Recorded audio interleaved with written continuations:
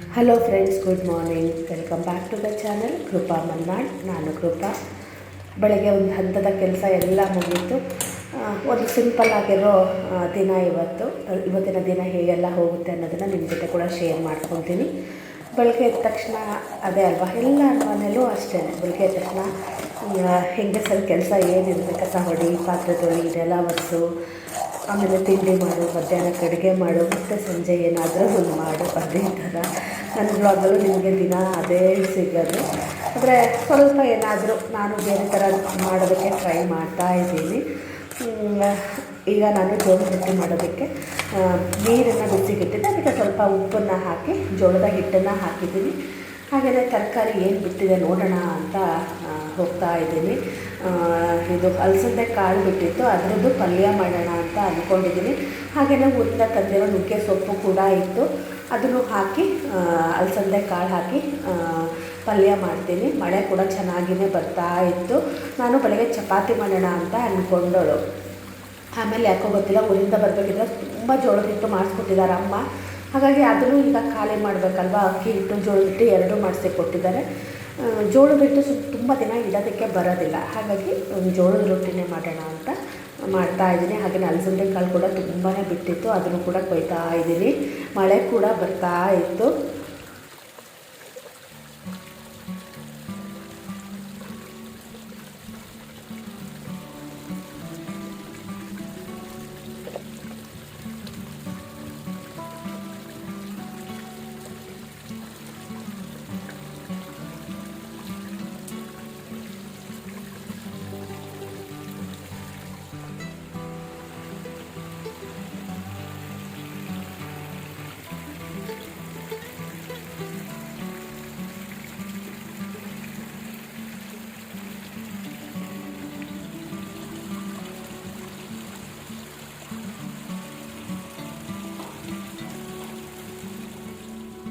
ಇದು ನಿನ್ನೆ ಸಂಜೆ ನಮ್ಮ ಮನೆಯವರು ಕೊಯ್ದಿರೋ ತರಕಾರಿ. ಇದು ಬೀನ್ಸ್ ಇದೆ, ಹಾಗೆಯೇ ಇದು ಬೆಂಡೆಕಾಯಿ ಇದೆ. ಬೆಂಡೆಕಾಯಿ ಅಂತೂ ಎಷ್ಟು ಬಿಡ್ತಾಯಿದೆ ಗೊತ್ತಾ. ಇದು ಚೆರಿ ಟೊಮೆಟೊ ಹಾಕಿದ್ದೆ ಗೊತ್ತಾ, ನಿಮಗೆಲ್ಲ ಗೊತ್ತಿರುತ್ತೆ.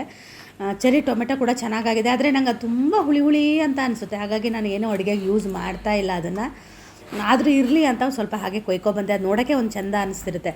ಫುಲ್ ಗೊಂಚಲು ಬಿಟ್ಟಿರುತ್ತೆ. ಹಾಗೆ ಒಂದು ಬದನೆಕಾಯಿ ಕೂಡ ಬಿಟ್ಟಿತ್ತು. ಈಗ ತರಕಾರಿಗಳನ್ನೆಲ್ಲ ಹೆಚ್ಚಬೇಕು.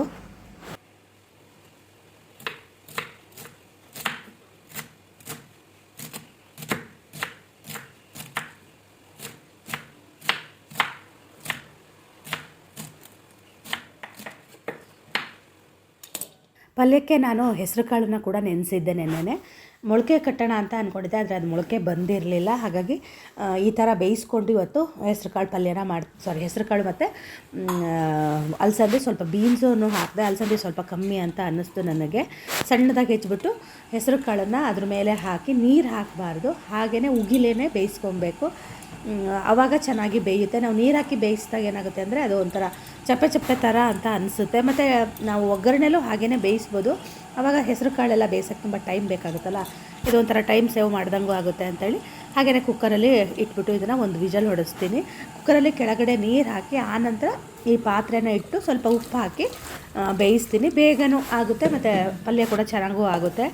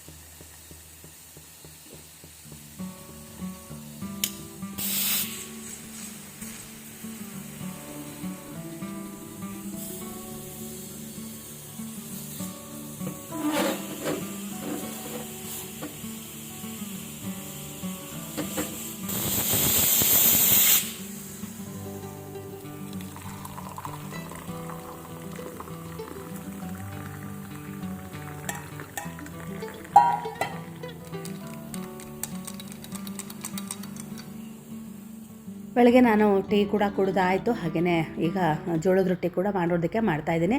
ತುಂಬ ಚೆನ್ನಾಗಿರುತ್ತೆ. ಯಾರೋ ನನಗೆ ಮೊನ್ನೆ ಕಮೆಂಟಲ್ಲಿ ಕೇಳಿದರು, ಅಂಗಡೀಲಿ ಸಿಗುತ್ತಲ್ವ ಆ ಜೋಳದ ಹಿಟ್ಟಲ್ಲಿ ಮಾಡ್ಬೋದು ಅಂತ. ಖಂಡಿತ ಮಾಡಿ, ಚೆನ್ನಾಗಿರುತ್ತೆ. ಆದರೆ ಅವರು ಅಕ್ಕಿ ಹಿಟ್ಟನ್ನು ಅದಕ್ಕೆ ಮಿಕ್ಸ್ ಮಾಡಿರ್ತಾರೆ, ಹಾಗಾಗಿ ನಾನು ಅದನ್ನು ತರೋದಿಲ್ಲ. ಮತ್ತು ನಮಗೆ ಇಲ್ಲಿ ಸಿಗುತ್ತೆ, ಹಾಗಾಗಿ ನಾವು ತೊಗೊಬಂದು ಸ್ವಲ್ಪ ಕ್ಲೀನ್ ಮಾಡಿ ಆನಂತರ ಹಿಟ್ಟನ್ನು ಮಾಡಿಸ್ತೀವಿ.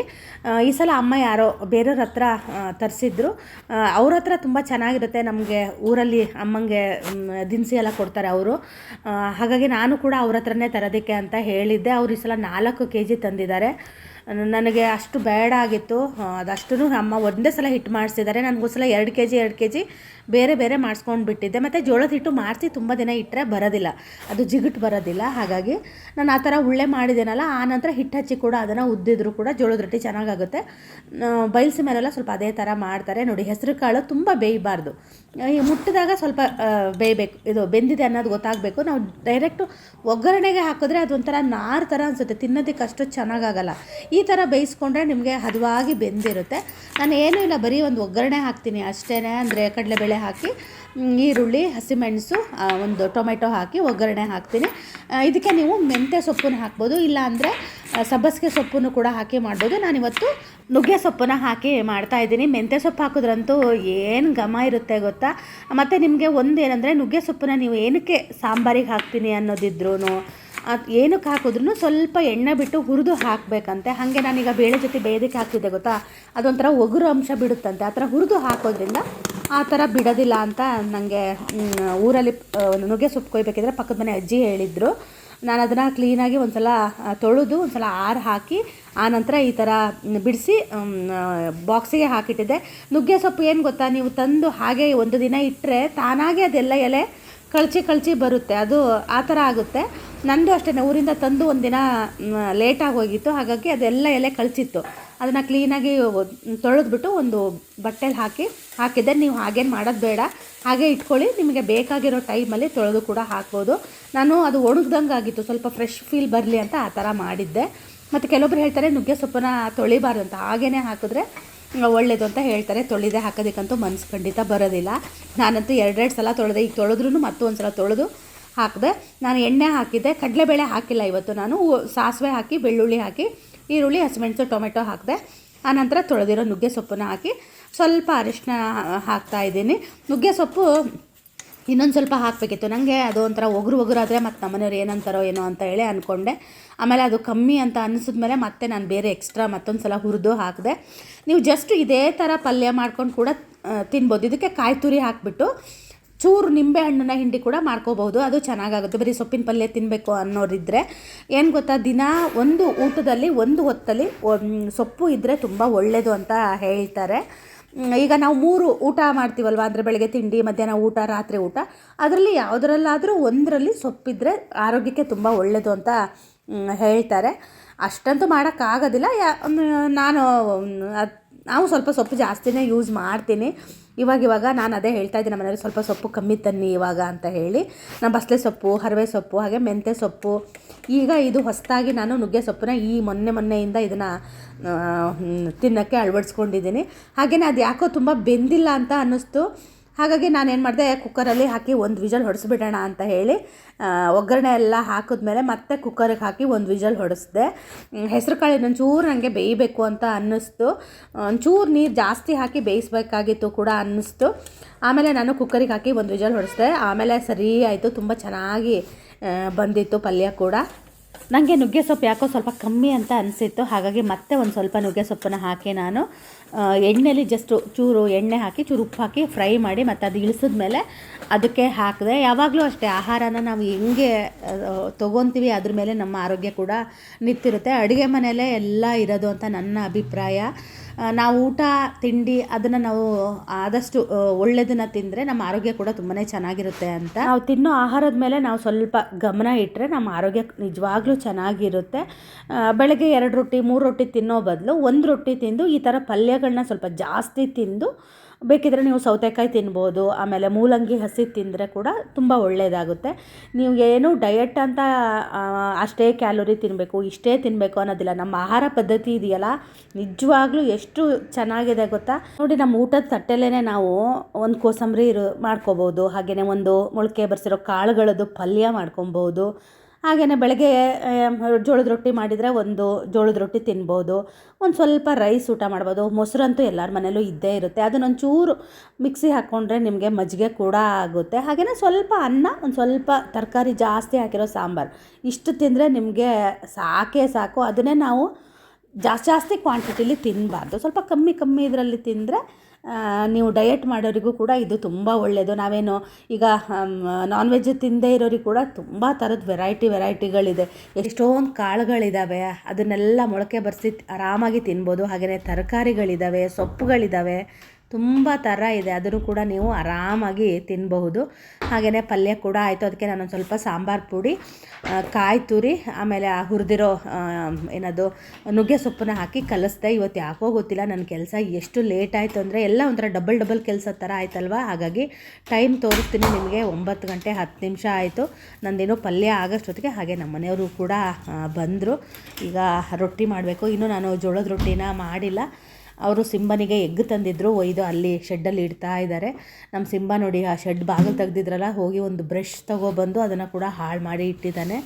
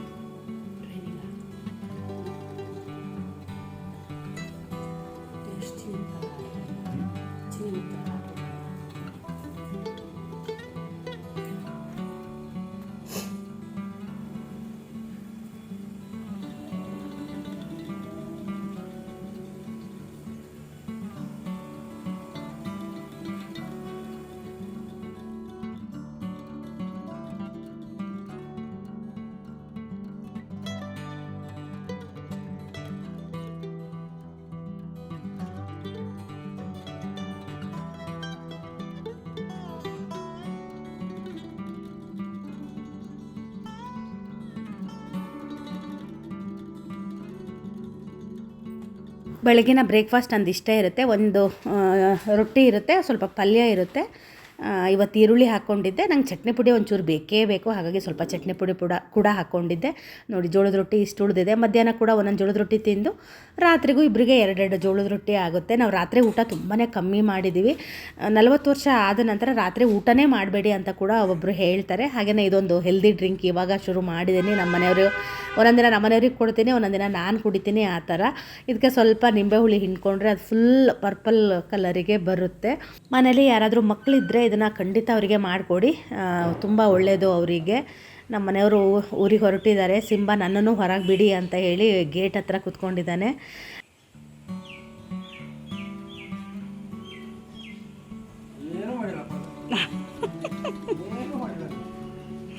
ಪಾತಿಯವರೇ, ಏನಾದರೂ ಚೂರಾರು ಬುದ್ಧಿ.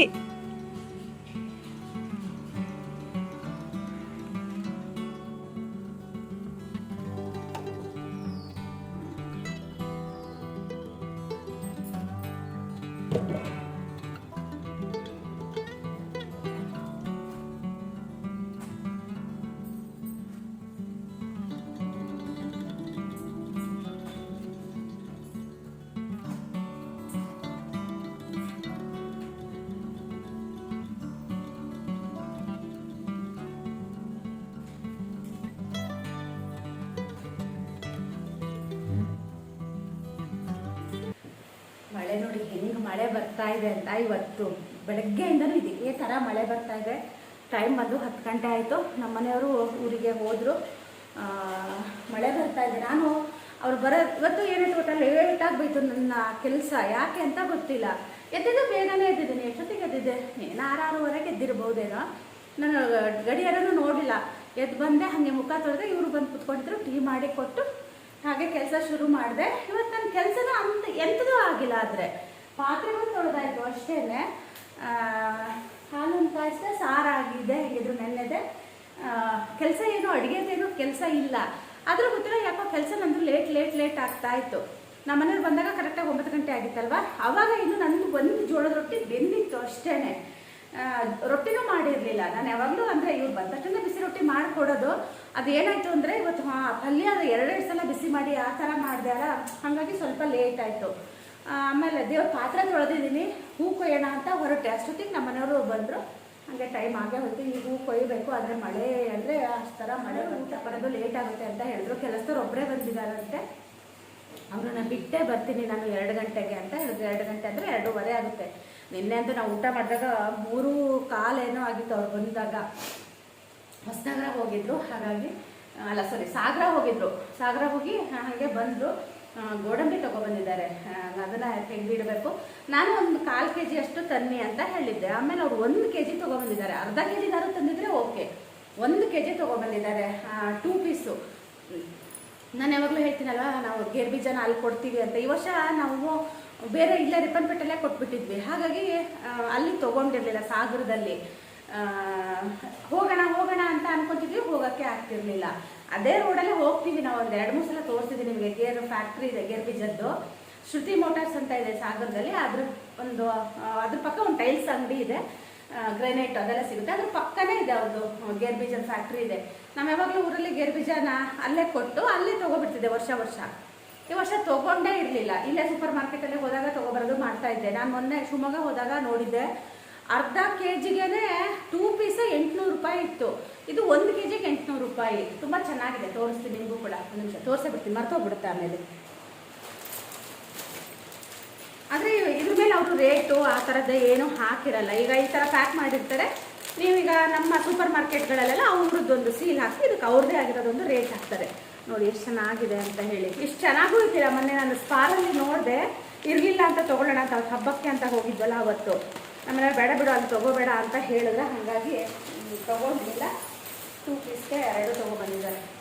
ಈ ಶ್ರೇಯು ಇದ್ದಿದ್ರೆ ಅವನು ಉಪ್ಪಿಟ್ಟಿಗೆ ಹಾಕು, ಪಲಾವಿಗೆ ಹಾಕು ಅಂತ ಹಾಕ್ಸ್ಕೊಂಡು ತಿಂತಾ ಇದ್ದ.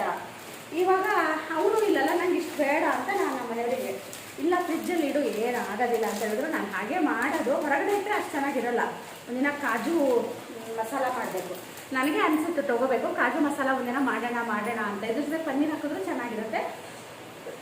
ಇಲ್ಲ ಅಂದರೆ ಬರೀ ಕಾಜು ಮಸಾಲ ಮಾಡಿದ್ರೆ ಚೆನ್ನಾಗಿರುತ್ತೆ.